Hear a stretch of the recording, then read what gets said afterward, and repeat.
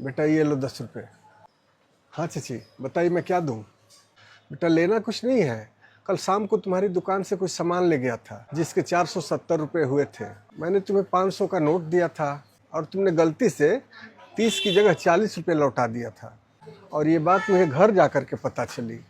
मैं तो कल रात ही तुम्हारे 10 रुपये देने वापस आया था, लेकिन तुम्हारी दुकान ही बंद हो गई थी, इसलिए मैं अब आया हूँ।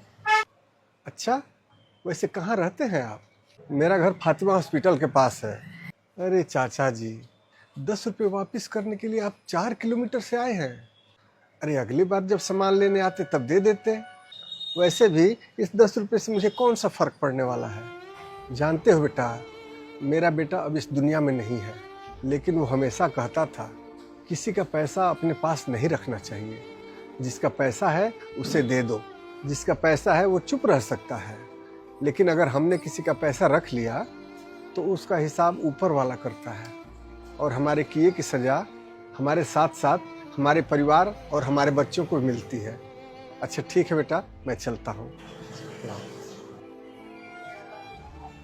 अरे राजू, जरा दुकान देखना, मैं अभी आता हूँ।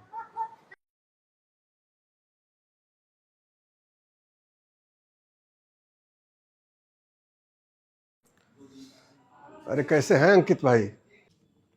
अरे प्रेम भाई, आप यहाँ कैसे? मैंने तो आपका पेमेंट कल भिजवा दिया था।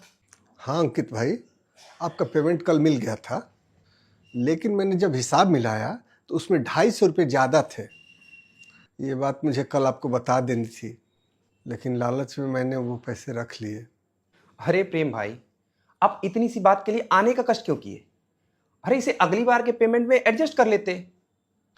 अरे अंकित भाई, अगली बार किसने देखा है, इसलिए आपका पैसा लौटाना बहुत ज़रूरी था। ऊपर वाला जाने कब कैसे हिसाब चुकता करे, शायद इसकी सज़ा मेरे बीवी और बच्चों को भी मिल सकती है। इसलिए ये लीजिए अपने 250 रुपये।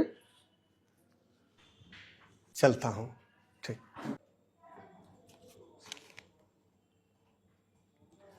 राजू, जरा दुकान देखो, मैं अभी आता हूँ। बेटा घर पे कोई है? आप बैठिए, मैं दादाजी को बुलाता हूँ। हाँ बेटा बताइए। चाचा जी नमस्ते, मैं रमेश का दोस्त हूँ। दरअसल बात ऐसी है कि मैं और रमेश पिछले कई सालों से एक नया बिजनेस स्टार्ट करने के लिए पैसे जोड़ रहे थे, लेकिन बीच में ही रमेश हमें छोड़कर चला गया। हम दोनों ने मिलकर 30 लाख रुपए जमा किए थे, लेकिन रमेश ने इसके बारे में कभी मुझसे जिक्र तो नहीं किया। और ये बात हम दोनों के अलावा कोई नहीं जानता। इसीलिए मेरे मन में लालच आ गया, लेकिन आज मेरे एक दोस्त की वजह से मेरी ज़मीन ने मुझे बुरी तरह से झकझोरा, और मुझे एहसास हुआ कि अगर मैं किसी का पैसा खाऊं तो उसकी हाय मुझे ही नहीं, मेरे बीवी बच्चों को, मेरे परिवार को भी लग सकती है। और रमेश भी तो यही बोलता था। चाचा जी, ये लीजिए अपने 15 लाख रुपए।